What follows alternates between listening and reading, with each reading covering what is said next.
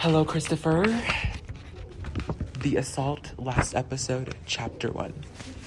And then, time passes. That at least is behind us, we say. But what still lies ahead? The way we word it, as if our backs were turned to the past, we now look towards the future. And that is, in fact, how we actually think of it. The future in front, the past behind us. To dynamic personalities, the present is a ship that drives its bow through the rough seas of the future. To more passive ones, it is rather like a raft drifting along the tide. There is, of course, something wrong with both of these images, for if time is movement, then it must be moving through another kind of time, and the secondary time, though yet another, and thus time is endlessly multiplied. This is the kind of concept that does not please philosophers. But then, inventions of the heart have little to do with those of the intellect. Besides, whoever keeps the future in front of him and the past at his back is doing something else that is hard to imagine. For the image implies that events somehow already exist in the future, reach the present at a determined moment, and finally come to rest in the past. But nothing exists in the future. It is empty. One might die at any minute. Therefore, such a person has his face turned towards the void. Whereas it is the past behind him that is visible, stored in the memory. That is why when the Greeks speak of the future, they say, what do we still have behind us? And in this sense, Anton Steinwick was a Greek. He too stood with his back to the future and his face towards the past. Whenever he thought about time, which he did once in a while, he did not conceive of events as coming out of the future to move through the present into the past. Instead, they developed out of the past in the present, on their way to an unknown future. This always reminded him of an experiment he once made in his uncle's attic that he described as artificial life. Into a solution of water glass, the slimy liquid in which his mother had preserved eggs at the beginning of the war, he had dropped a few crumbs of copper sulfate. Those crystals of an unforgettable blue which he saw again much later in Padua in Giotto's frescoes. These began to spread out like worms, billowing out further and further, and there in his attic room, sprouting out ever-lengthening blue branches through that lifeless pallor of the water glass. He went on a honeymoon to Padua with his second wife, Lisbeth. This was in 1968, a year after his divorce from Saskia. Lisbeth, an art history student, had a part-time administrative job in the ultramodern hospital where he worked, a place where nothing functioned properly, where he earned more. Her father had married just before the war, as a young colonial administrator had returned to his post in the Dutch East Indies just in time to get himself put into Japanese concentration camp. He had even worked on the railroads in Burma, but like Anton, he did not like to talk about his experiences in the war. Lisbeth, who was born shortly after her parents' repatriation, had no connection with all that. Her eyes were blue, but her hair was dark brown, almost black. Although she had never been in Indonesia and there was no Indonesian blood in the family, there was something Eastern about her expression and the way she moved. It made Anton wonder whether there wasn't some truth to Lysenko's claim that even acquired characteristics can become hereditary. Their son was born a year after they got married, and they called him Peter. Because Saskia and Sandra were still living in his first house, he bought another one with a garden in Amsterdam South. Taking his son in his arms, he sometimes marveled that the child was much further removed from the Second World War than he himself had been from the First. What had the First World War meant to him? Less than the Peloponnesian War, and although he had never thought about it before, he realized that the Second World War meant just as little to his daughter Sandra. From then on, he spent his holidays in Tuscany, in a roomy old house on the outskirts of the village near Siena. He bought it for very little, and he had it remodeled by a local contractor. The rear of the house was carved out of the rock cliff behind it, and in one room the surface of the stone was left bare. It broke through the plaster in a crooked, veined, brownish-yellowy streak. He loved to touch the rock with his hands. It gave the feeling that he was in touch with the whole world, here in his own room. He drove the family to Tuscany in their big station wagon, even at Christmas time, and soon he began to live from vacation to vacation. Sitting on his terrace in the shade of the olive tree, he could look over the green hills, the vineyards, the cypresses, and the oleanders, and here and there in a crenellated tower in that wondrous landscape, which was not only what it appeared at first glance, but now looked like a backdrop for the Renaissance, and at the next minute, like sitting for Roman antiquity. and which in any event was far, far removed from Harlem during the wartime winter of 1945. He was barely 40 years old when he began to consider the prospect of retiring here as soon as Peter was grown and out of the house. One day he realized that he was the owner of 4 houses, for since he also needed a weekend place, he had bought a small farm in Genderland, chosen for him by de Graaf. Of course, Saskia and Sandra were welcome to use it, just as they did the house in Tuscany whenever their holiday permitted. Saskia was remarried to an oboist, somewhat younger than she.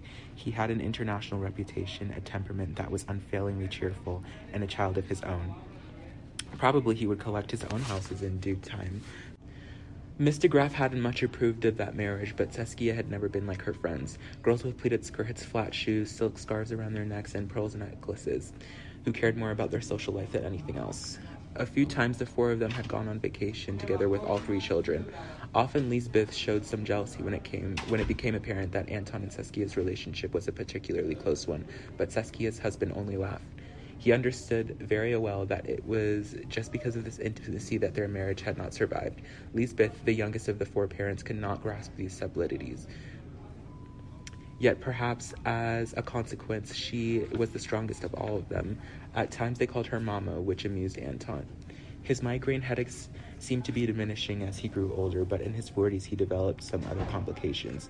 He felt tired and depressed. Nightmares troubled his sleep, and the minute he woke up he was plagued by worries and anxieties about having too many houses, about Sandra, whom he had abandoned, and so on. Like a drifting autumn leaf, a shred of despair wrestled about inside him. It was the kind of despair he had so far experienced only when a patient died under his hands. Suddenly, human being would change into an awful. Anton would straighten up. The others in the operating room would draw themselves in silence. The machines would be turned off. With one hand, he would remove the mask from his mouth. With the other hand, he'd pull off his cap, and dragging his head to one side, he'd walk out of the operating room. One hot day in Italy, he suddenly found himself in the midst of a crisis which proved to be not just the climax, but also the end of months filled with anxiety. Because the village butcher had never seen anything but Via Lisbeth, had gone shopping in Siena with Peter. Anton usually did the marketing in town himself, if only to hang around the cafe terraces on Il Campo. The incomparable age-old shell-shaped square which showed that no progress had been made in architecture either. But that morning he felt unwell and decided to stay home. He had been reading a little, and suddenly he looked up, disturbed by the silence. His eyes fell on the white table lighter with dice markings, a present from Lisbeth's parents. Restless, he began to wander through the whitewashed, irregularly shaped rooms, and went up the spiral staircase with uneven steps. Now and then he tried to sit down, but this made it so much worse that he stood up at once. What was getting worse? He didn't hurt anywhere. He had no fever. Everything was all right, yet at the same time, everything was all wrong. He wanted Lisbeth and Peter. They must come back at once. Something was happening to him that he didn't understand. Frantically, he walked over to the edge of the terrace, but the country road stretched empty into the distance until it disappeared around the mountain with a collapsed mill. He went inside, then out the front door. He climbed the steep steps to the road, which passed at the level of the roof.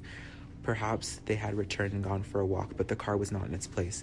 The square, treeless and much too big for a village, looked as if it had been flooded with boiling water. Crossing it was an old man and an old woman, 2 charred figures in the blinding sun. Meanwhile, a few old men sat in the black shadow of the church. And now he stood there. A gray mountain rose up, a tidal wave that broke all about him. He ran downstairs 2 steps at a time, slammed the door behind him, and looked all around, trembling. The motionless, whitewashed walls screamed their whiteness into his face. The curve of the staircase, the rough-hewn beams, everything had become so menacing that something wrenched loose in his head. The rock broke through the plaster and through his brain. Clasping his chest with both hands, he ran out onto the terrace. The cypresses were flames of black fire everywhere on the hill. His teeth were chattering like those of a small child coming out of the sea, but there was nothing he could do. Something was wrong with the world, not with him. The crickets chirped, grasping. He entered the house and stepped on the red tiles. Above the fireplace hung his old mirror, the one with the putti. The black eyes of the dice. He knew that he should control himself and breathe regularly so it wouldn't get the better of him. He sat down at the table on a straight-back chair with one of those slightly undersized Italian chairs with a rush sheet, buried his nose and mouth in his hands, closed his eyes, and tried to calm down. Lisbeth found him this way, motionless but trembling like a statue during an earthquake. When she saw the look in his eyes, she didn't ask him if she should call a doctor. She just called one. Anton looked at Peter and tried to laugh. Then his eyes fell on the full shopping bag that Lisbeth had left on the table. On top lay a package. Its paper wrap came undone, unfolded like a flower, and revealed a bloody hunk of meat. The doctor came at once, assured him that this sort of thing was to be expected, that one should not be surprised by such symptoms. He gave Anton an injection, after which he slept for 15 hours. The next morning, he woke up refreshed. The doctor also left a prescription for Valium to be taken if the symptoms should return, but Anton tore it up at once. He could have written his own prescription, but he knew that if he once began taking tranquilizers, he would never stop. After this, he had a few more spells, but less intense each time. Finally, they did not return, as if they had been intimidated by his tearing up their prescription, his making clear who was the master. The only permanent victim of this incident was his house in the terrace view. From that afternoon, they lost something of their perfection, the way a beautiful face is blemished by a scar. Time passed. His hair turned gray prematurely, but he did not grow bald like his father. As the proletariat was vanishing, the appearance of people all around him grew more proletarian, but he himself continued to wear English tweed jackets and checked shirts with a tie. Gradually, he reached the time of life when he met old people whom he had known at the age he was now. This was a strange experience. It made him look differently at both old and young, and himself as well. One day he became older than his father had ever been, and he felt as if he was trespassing and deserved a scolding. Quod licet Jovi, non licet bovi. He had always avoided using old saws such as, "What's done cannot be undone," or "Let well enough alone," or "When you own the store, you never have any fun." But now he had reached the age where these sayings seemed to express things exactly. He had come to discover that they were not just embarrassing cliches, but summed up the essence, the concentrated experience of entire generations. Usually, they were rather discouraging truths, of course, rather than slogans expressing the wisdom of revolutionaries, for revolutionaries are not wise. But he had never been a rebel. It was not to be expected in view of his experience. After the death of his aunt, he placed her framed photograph next to his uncle's on the desk at the hospital. De Graaf also died in the second half of the 70s, and at his cremation there were considerably fewer people than at the funeral 10 years earlier, where Anton had met Takes. Henk was there, his mustache now gray, and Jop with snow-white locks, but the minister and the burgomaster had died, and so had the clergyman, the poet, and the publisher.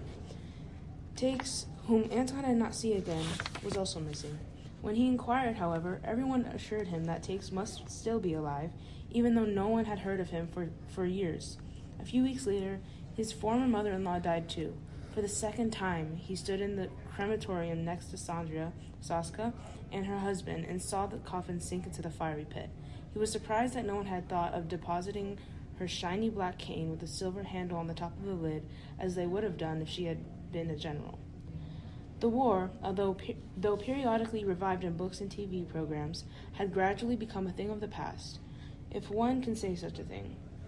Somewhere behind the horizon, the murder of Plug was rusting away until it became a minor incident that almost no one but Anton remembered much about, a frightening fairy tale from long ago. When Sandra was 16, she announced one day that it was time she saw where her grandfather and grandmother and uncle had met their end. Both Saska and Lisbeth thought this a bad idea, but Anton found it perfectly reasonable, and so one Saturday afternoon in May, he took his daughter to Haarlem. They drove along a 4-lane highway through endless neighborhoods of apartment buildings where the peat diggings had once been, and over bridges 3 stories high that had swallowed the canal traffic. He hadn't been back there in a good quarter of a century. He hadn't even shown the spot to Saska and Lisbeth. The spot. He burst out laughing. Their missing tooth had been replaced by a golden one. Where his house had once stood, now rose a low white structure in the style of 60s, with wide windows, a flat roof, and a built-in garage. By the fence around the impeccable lawn was a sign, "For sale." He noticed that the Beavers' house had been remodeled. Now there was a single large area downstairs with a new skylight on one side. The Arts House, farthest to the right, had a sign in the yard announcing the presence of notary public. None of the 3 older houses still carried the boards with their names. He couldn't remember which one had been called Hideaway and which one Bideaway, but he did know that the other neighbors, the Cordewegs, had lived in home at last. Cottages had been built on both sides of the four houses, and on the empty lots behind them, a new neighborhood had sprung up, streets and all. Across the water where the meadows used to reach clear to Amsterdam, a whole new suburb now lay in the sun, with apartment buildings, offices, and wide, busy avenues. Only a few of the little old houses in the mill further on remained at the water's edge.